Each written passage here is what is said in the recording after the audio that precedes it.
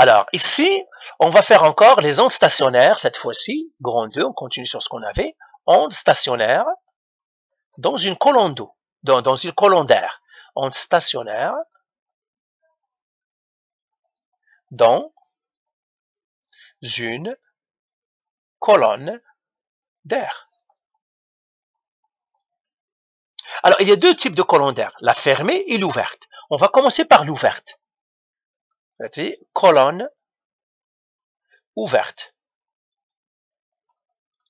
OK? C'est une colonne d'air ouverte. Que ça veut dire ouverte? Ça veut dire le fond n'est pas un nœud.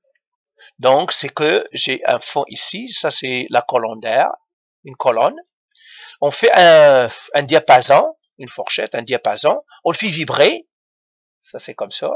Et puis, il y a le verre qui va donner du son. Il va donner un son. Ici, on met rien. Il n'y a pas d'eau. Que ça veut dire ouverte? Ça veut dire il n'y a pas d'eau. Pas d'eau. Qui va mettre un nœud. Eh bien, quand je vais faire ça, ça va être un demi-ventre. Ici. D'accord? Ça va faire un demi-ventre. Par exemple, ici, ça va faire un demi-ventre. Ça, c'est un ventre. D'accord? Mais, on peut créer, si on fait... combien de ventres j'ai ici? Ou bien combien de boucles j'ai ici, à ton avis? J'en ai qu'une seule.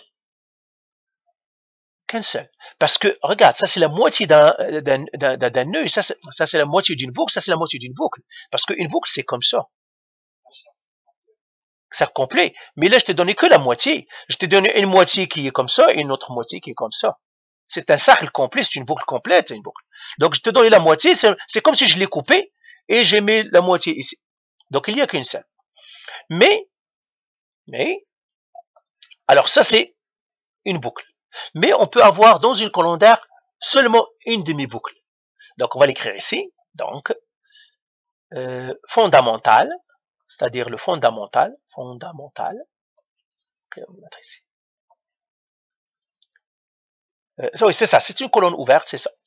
Donc ça c'est un ventre. Je pourrais avoir plusieurs ventres, parce que ça c'est un ventre pour la colonne ouverte. Alors maintenant, si je veux avoir deux ventres, ça va faire comme ça. J'aurai ici un demi-ventre. J'aurai ici un ventre complet. Et j'aurai ici un demi-ventre. Toujours au bas, j'ai un demi-ventre, une demi-boucle. En haut, une demi-boucle. Et au milieu, peut-être des boucles. OK? Maintenant, les formules, c'est la même que pour la ficelle fixe. Ça, c'est la longueur du contenant, du récipient. Eh bien, on a toujours L. Elle est égale à N fois lambda sur 2. N, nombre de boucles.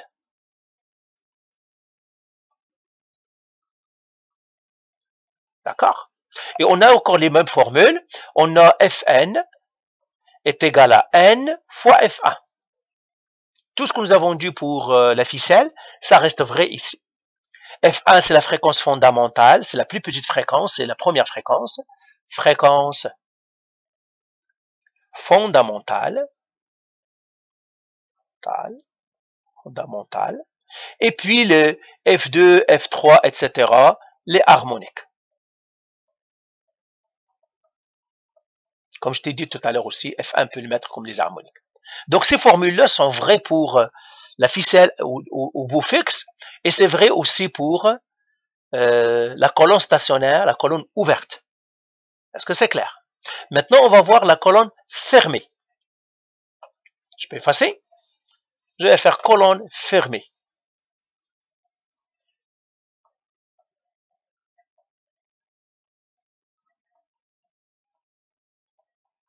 Alors, une colonne fermée, c'est quoi? C'est une colonne où il y a de l'eau, par exemple. Quelque chose qui va nous donner un nœud. Par exemple, si on met de l'eau, je mettrai en bleu, eh bien, en fait, en bas, ici, on n'a pas un demi-ventre, mais on a un nœud. Et qu'est-ce que ça va faire pour le fondamental? Le premier, ça va faire un demi-ventre. Ou bien une demi-boucle. OK? Alors, ici, ça c'est L. Alors, à ton avis, L, ça serait combien ici? Lambda sur? Non, lambda sur 2, c'est toute une boucle. Lambda sur 4. Parce que j'ai un ventre, regarde. J'ai un ventre, lui, c'est combien? Lambda sur 2. Mais la moitié d'un ventre, ça serait quoi? Lambda sur 4. Parce que je n'aurai que la moitié d'un ventre ici. Maintenant, ça c'est les colonnes. Maintenant, j'ai un nœud. Maintenant, si j'ai deux nœuds, par exemple, ça c'est le fondamental, ce qu'on appelle le fondamental. Première, c'est-à-dire je mettrai ici fondamental, ou bien, voilà, fondamental. Fondamental. Fréquence fondamentale, F1. Maintenant, la fréquence F2. Donc, je mettrai la même chose.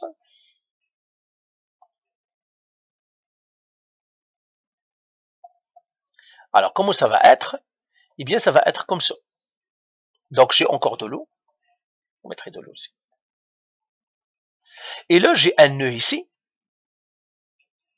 Il y a un autre nœud qui va se former ici. Lui, ça va être un ventre.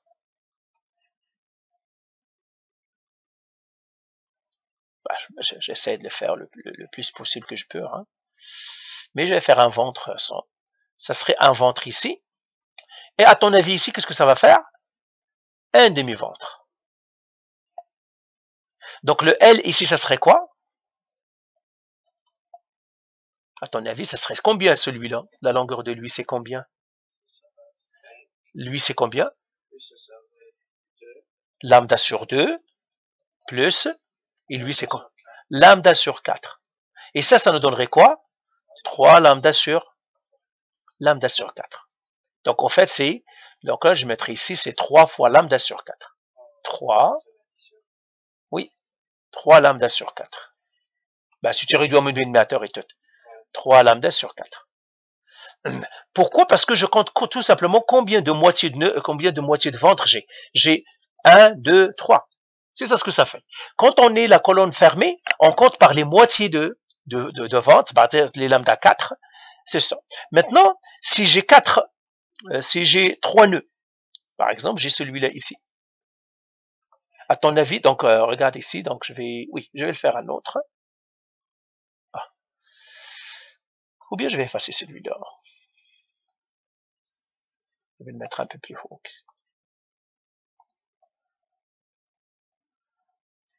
Donc on a dit ici, ça va être un demi-nœud,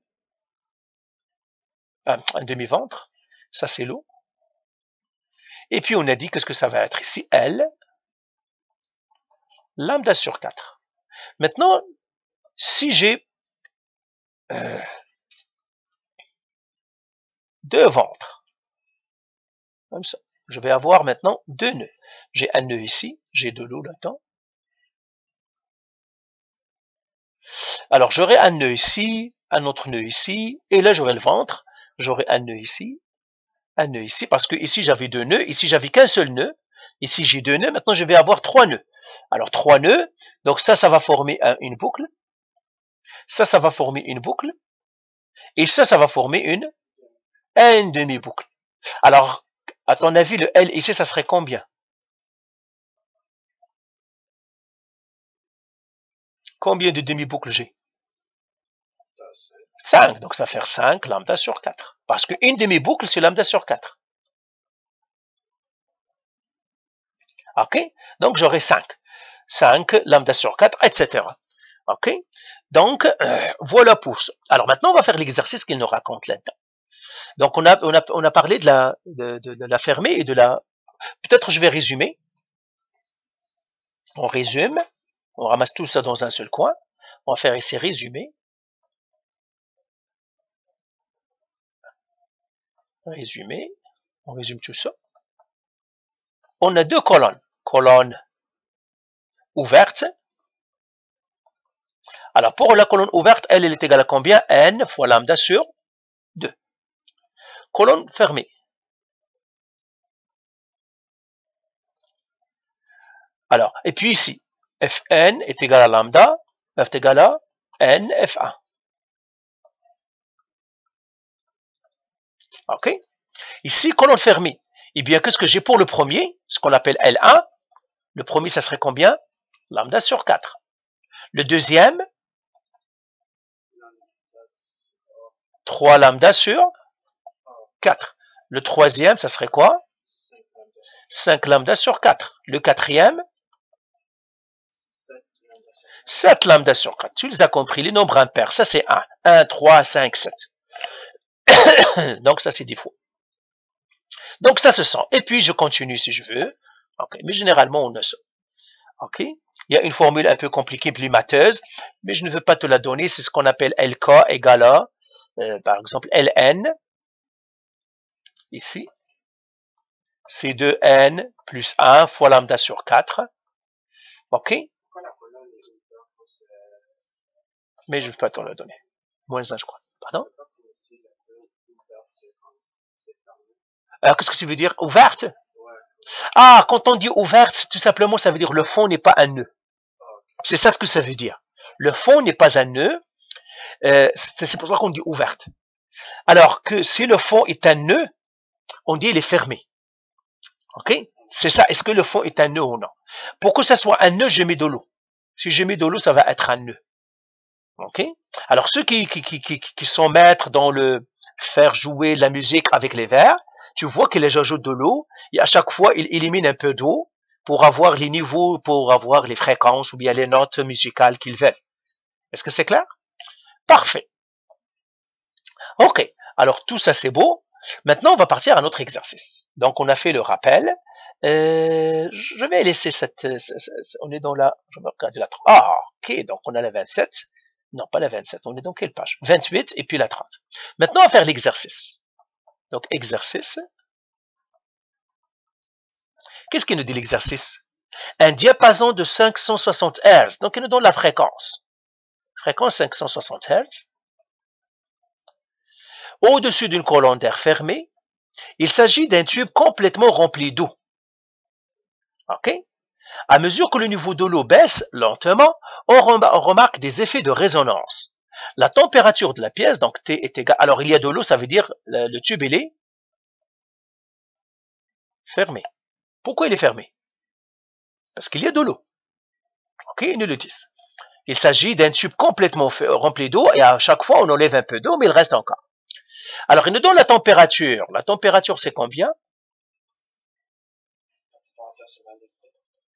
C'est 20 degrés Celsius. Trouve les longueurs de colonnes d'air produisant les deux premières harmoniques. Donc, voilà, et là, ils nous disent, trouve, à mesure que le niveau de l'eau baisse lentement, on remarque des effets de résonance, la température de la pièce. Très, très bien. Et qu'est-ce qu'on veut trouver? Qu'est-ce qu'ils veulent trouver? Trouve les longueurs de colonnes d'air produisant. Alors, quelles sont les colonnes d'air? C'est ça, les L1 et les L2. C'est ça ce qu'on appelle les longueurs de colonnes d'air. Donc, je pourrais les mettre ici. L, longueur de la colonne d'air.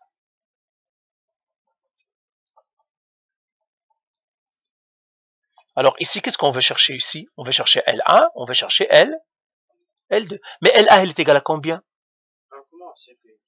C'est ce qu'ils nous disent. Trouve les longueurs de colonne d'air produisant les deux premiers harmoniques. Les deux premiers harmoniques, ça veut dire qu'ils veulent L1 et L2, les deux premiers harmoniques. C'est correct? Ils nous donnent la température, ils veulent avoir L1 et L2. Mais comment moi je calcule L1? L1 c'est égal à quoi? Parce qu'il est fermé. Tu te rappelles de la formule? Lambda sur 4. Très très bien. Le L2 ça serait 3. Très très bien. Mais il me faut le lambda. Le lambda je ne le connais pas. OK? Alors avec les informations que j'ai, qu'est-ce que je peux trouver? J'ai la fréquence. OK? J'ai la température. Qu'est-ce que je peux... Et ça c'est l'air. Hein? Parce que c'est le son, c'est l'air. Qu'est-ce que je peux trouver avec les informations? Pardon? Oui, mais on va trouver la période, mais à quoi ça va nous servir? Parce que là, je vais avoir le lambda. Regarde la formule qui me donne le lambda. Mais qu'on n'ait pas le vitesse. Qu'est-ce qu'on va faire? On doit trouver en premier là la vitesse. Pourquoi on peut trouver la vitesse? Parce qu'on a la température.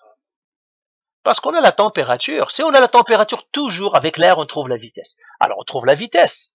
La vitesse, c'est quoi? 332 mètres par seconde, plus 0,59 mètres par seconde, degrés Celsius, fois la température. La température, c'est 20 degrés C. Alors, fais-moi le calcul. 332 plus 0,59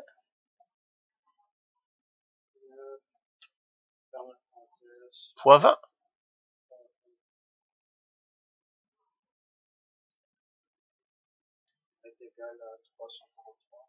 343,8 mètres par seconde. Je l'arrondis, ça me donnerait 344 mètres par seconde. Donc voilà, j'ai trouvé la vitesse. 344 mètres par seconde. Qu'est-ce que je peux faire maintenant? J'ai trouvé la vitesse, voilà. Donc je l'ai trouvé. Deuxième étape maintenant, qu'est-ce que je dois faire? Très bien, donc je dois trouver quoi? Le lambda. Trouver lambda.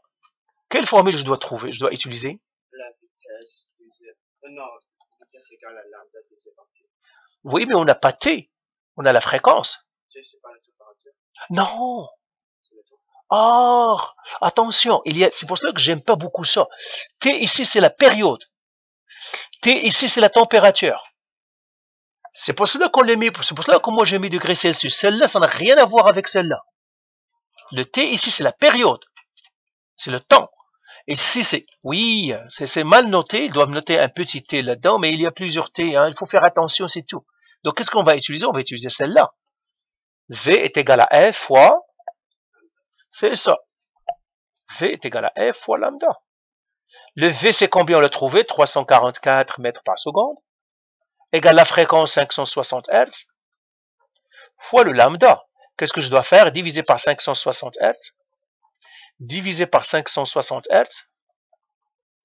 Lambda, elle est égale. Alors, ceux-là vont partir. Alors, tu peux me faire tes calculs? 344 divisé par 560. Eh bien, ça nous donne 0,61 mètres. Est-ce que c'est bon? Et une fois qu'on a trouvé le lambda, est-ce qu'on peut trouver maintenant les colonnes? Oui. Maintenant, troisième étape, on va trouver L1 et trouver L2. T'as compris? Troisième, trouver L1 et L2. Alors, L1 est égal à lambda sur 4. Le lambda, je n'ai pas écrit. Combien on a trouvé, on a dit? Je l'ai encore dans la calculatrice. 0,6. Je vais prendre 0,614 et puis on dira plus tard. Le lambda ici, je l'ai trouvé, 0,614 mètres. Et là, le L1, ça serait quoi? 0,614 mètres qui divise 4. Alors, ça nous donne combien? Le L1. Donc, je prends ma calculatrice, je divise par 4. Ça nous donne quoi? 0,154. 0,154 mètres. Mais combien de chiffres significatifs j'ai le droit? J'ai le droit à 2 chiffres significatifs parce qu'ils m'ont donné la fréquence 560, ils m'ont donné que 2 chiffres significatifs. Donc, je vais écrire 0,15 mètres. Ça, c'est la première. Maintenant, le L2. Comment on trouve le L2? C'est 3 fois lambda sur 4. Mais le lambda sur 4, on vient de le trouver, c'est le 0,15. OK? Donc là, ça fait L2, elle est égale à 3 fois 0,15 mètres. Et là, je vais le faire, donc 0,45 mètres. Voilà, j'ai trouvé le L2. Donc le L1, il est égal à 0,15 mètres. 0,45 mètres. Est-ce que c'est bon? Ben voilà. Est-ce qu'on a fait tous les exercices? Très bien. Très, très bien. Allez, je vais arrêter.